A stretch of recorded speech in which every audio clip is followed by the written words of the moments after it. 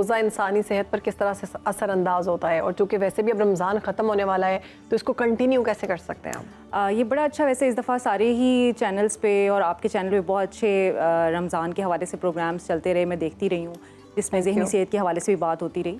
और of course जैसे रोज़ा हमें जिस्मानी सेहत को बेहतर करने की अपॉर्चुनिटीज़ देता है, ऐसे ही जो है वो ज़हनी सेहत और ख़ास तौर पर रूहानी सेहत। असल में सेहत जो है ना वो एक होलिस्टिक कॉन्सेप्ट है। इसमें हम जिस्म को जैसे कहते हैं ना रूह से अलग नहीं कर सकते, और जिस्म और दिमाग का ताल्लुक जो है, जैसे आपने सुना होगा healthy body is when we have a healthy brain as well.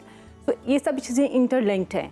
लेकिन अगर हम स्पेसिफिकली ज़हनी सेहत के हवाले से बात करें तो ज़हनी सेहत में जहाँ हमें बाकी तमाम फ़ायदे मिलते हैं, वहाँ ऑफ कोर्स हमें ये मौका भी मिलता है कि हम अपना, जिसे कहते हैं ना आम लफ्ज़ों में हम कहते हैं तज़किया नफ्स कर सकें। तो हम अपनी ज़हनी सेहत को बरकरार रखने के लिए कुछ हमारा मेंटल पीस, हमारे टाइम, हमें स्पेसेस मिल जाती हैं, हमारे औकात जो हैं वो इस तरह से डिज़ाइन हुए होते हैं इसके अंदर कि हम बाज़ औक़ात वैसे तो आमतौर पर हम नींद पूरी नहीं कर रहे होते, ये बड़ा एक जर्नल से बात है, लेकिन इसके बावजूद भी देखें आपको बड़ा अच्छा एक फीलिंग आ रही होती है। हाँ जी। आपको महसूस हो रहा होता है कि everything is very smooth, peaceful. वो जो एक भागम दौड़ चली हुई होती है ना ज़िंदगी में, वो कहीं ठहरी हुई होती है। हमने जो बहुत ज़्यादा टास्क और टारगेट्स रखे हुए होते हैं डेली लाइफ के, हम उन्हें थोड़ा सा होल्ड ऑन करते हैं, और इफ्तार के बाद जो एक पुरसुकून सा आपको एक इत्मीनान मिलता है। खैर इफ्तार के बाद तो वो इसलिए मिलता है क्योंकि आपने इफ्तारी कर ली होती है। बीपी भी डाउन हो जाता है। बीपी भी डाउन हो जाता है, बिल्कुल। अच्छा, वो तो जाहिर है कि आपने सारा दिन जो है वो एक लंबा टाइम गुजारा हुआ होता है, तो उसके बाद आपके शुगर लेवल्स वगैरह और थोड़ी सी चीज़ें डाउन होती हैं, लेकिन एक ज़हनी तौर पे आप बहुत पुरसुकून महसूस करते हैं।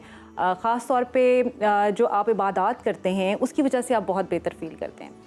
अच्छा, इसमें चूँकि हमारी बॉडी और ब्रेन दोनों साथ चल रहे होते हैं, तो हमारा जो बॉडी का मैकेनिज़्म जब चेंज होता है, यानी खाने पीने का स्टाइल, सोने जागने का जो सारे औकात हैं, और फिर आपकी जो नमाज़ों के साथ साथ आपकी जो जिस्मानी वर्जिश भी साथ चलती है, जो कि आम तौर पे नहीं है। देखिए, हमारे इस्लाम में बेहतरीन कॉन्सेप्ट वर्जिश का जो है ना वो नमाज है।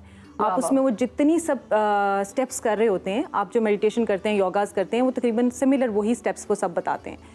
तो वो सब हमारे जिस्म के ऊपर भी असरात डाल रहे होते हैं, और जब जिस्म पे असरात डालते हैं तो वो हमारे ब्रेन से वो सब केमिकल्स और हार्मोन्स रिलीज़ होते हैं, जो कि आपको पीस के अंदर लेके जाते हैं, जो कि आपको एक हेल्दी या रिफ्रेशिंग फीलिंग जो है वो। डॉक्टर साहब, अब एक सवाल ये कि जो लोग ऑलरेडी एंग्जाइटी या डिप्रेशन जैसे अमराज में मुब्तला हैं, तो रमज़ान के अगर वो रोज़े रखें तो वो उनके लिए सही है? जी जी, बिल्कुल बिल्कुल। देखें, वैसे भी ओवरऑल जिन लोगों में थोड़ी एंग्जाइटी या डिप्रेशन होता है, वो जब हमारे पास आते भी हैं पेशेंट्स आए रहे हमारे साथ, तो क्लाइंट्स रहते हैं इन टच, तो उसमें बहुत ज़्यादा बेहतर फील करते हैं। और उसमें अगेन मैं वहीं पे जाऊंगी कि आपकी जो डाइट होती है वो भी आपकी डिप्रेशन के ऊपर इफेक्ट कर रही होती है, क्योंकि वैसे जब आमतौर पे आप एंग्जाइटी या डिप्रेशन में होते हैं तो आप क्या करते हैं, आप बहुत ज़्यादा चाय का इस्तेमाल कर रहे होते हैं, कैफीन बहुत ज़्यादा ले रहे होते हैं। कुछ लोगों को जिनको स्मोकिंग की आदत होती है वो सारा दिन मतलब सिगरेट पे सिगरेट लगाए जाते हैं। ज़ाहिर डिप्रेशन में यही कुछ होता है ना। फिर कुछ लोगों की जो ईटिंग हैबिट्स होती हैं वो डिप्रेशन में बहुत ज़्यादा चेंज हुई हुई होती हैं, मतलब बार बार खाना खाना, खाम खा आपको लगता है कि हमें भूख लग रही है ना, आपको एहसास नहीं होता फुलनेस का कि आपने कुछ खाया है, वेट गेन कर लेते हैं लोग, ठीक है, वेट गेन हो जाता है। अब ये वो सब चीज़ें जो डिप्रेशन के साथ एसोसिएटेड हैं, जब आप रमज़ान के रोज़े रखते हैं तो ऑफ कोर्स आपका नेचुरली एक बैलेंस जो है ना वो खाने पीने का डेवलप हो जाता है। फिर आपका जो तरतीब बनती है खाने की, यानी जैसे सहरी के वक्त खाना और फिर 1 घंटों का फ़र्क है, ये अगर मेडिकल साइंस में भी आप देखें तो वो सारी आपकी बॉडी की जो है ना वो आपकी एक किस्म की डिटॉक्सिफिकेशन हो रही होती है। तो सिमिलरली वो सब चीज़ें आपके ब्रेन पे इफेक्ट करती हैं, ब्रेन से वो वाले हार्मोन्स रिलीज़ होते हैं जो कि आपको एक हेल्दी फीलिंग की तरफ लेके जाते हैं। तो डॉक्टर साहब, फिर रमज़ान तो अब 30 रोज़े हैं या 29 रोज़े हैं, उनका तो हमने फ़ायदा ले लिया मैक्सिमम, तो अब थ्रू आउट द ईयर बाकी फिर रूटीन तो वही नॉर्मल हो जाएगी, यानी कि दोबारा सफरिंग स्टार्ट हो जाएगी। देखिए अज़ीम, अल्लाह ताला ने तो हमें ये मौका दिया कि जैसे आपकी हर चीज़ की डिटॉक्सिफिकेशन के लिए एक अल्लाह ताला ने एक नेचुरल प्रोसेस रखा हुआ है, ठीक है। इसी तरह से हमें, क्योंकि हम इंसान हैं, अल्लाह ताला को शायद पता है कि इंसानी फितरत क्या है, जब तक इन्हें किसी फ्रेम में ना रखा जाए ये अपनी रूटीन से नहीं हटते। तो अल्लाह ताला ने तो हमें एक मौका दिया कि आप ये करके देखें, और आप ये सब करने के बाद बहुत अच्छा महसूस करना शुरू कर देते हैं। लोगों की ज़िंदगियों में सुकून आ जाता है, लड़ाई झगड़े कम हो जाते हैं, उनके जो ज़हनी और जिस्मानी मसाइल होते हैं वो कम हो जाते हैं, ब्लड प्रेशर लोगों के कंट्रोल हो जाते हैं, मतलब जिनके डायबिटीज़ के प्रॉब्लम्स होते हैं वो कंट्रोल हो जाते हैं, जो लोग एक्सट्रीम टेंशन या एंग्जाइटी में होते हैं वो सब कंट्रोल हो जाते हैं। लेकिन इसके बाद क्या किया जाए? देखिए, बहुत आसान हल है। आपने ये क्या है, रमज़ान क्या है, एक आपकी कमिटमेंट है ना, तो आप इस कमिटमेंट को आगे कंटिन्यू करें। आपकी कोई भी हैबिट डेवलप होने के लिए आपको 21-22 डेज चाहिए होते हैं। बिल्कुल। जब आप 21-22 डेज वो कर लेते हैं तो आपकी बॉडी भी उस फॉर्मेट में आ जाती है, और आपका ब्रेन जो है उसको भी इस चीज़ का पता चल जाता है कि मेरा ये फॉर्मेट है, मैंने इस तरह चलना है। तो ऑलरेडी ये चांस आपको मिल चुका है। अब आपने सिर्फ एक कमिटमेंट रखनी है कि हम इसको कंटिन्यू कैसे करें।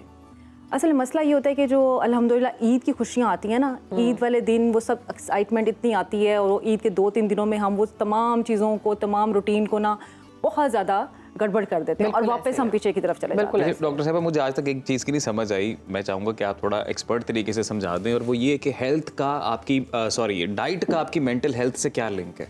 जी, डाइट का आपकी मेंटल हेल्थ के साथ बहुत ज़्यादा लिंक है। असल में जैसे मैंने बताया कि आपकी डाइट रूटीन जो है, फॉर एग्जांपल आप क्या खा रहे हैं, किस वक्त पे खा रहे हैं और कितना खा रहे हैं, ये 3 चीज़ें, ठीक है। सबसे पहली चीज़ है कि फूड चॉइस, फिर time of choice and then quantity of food.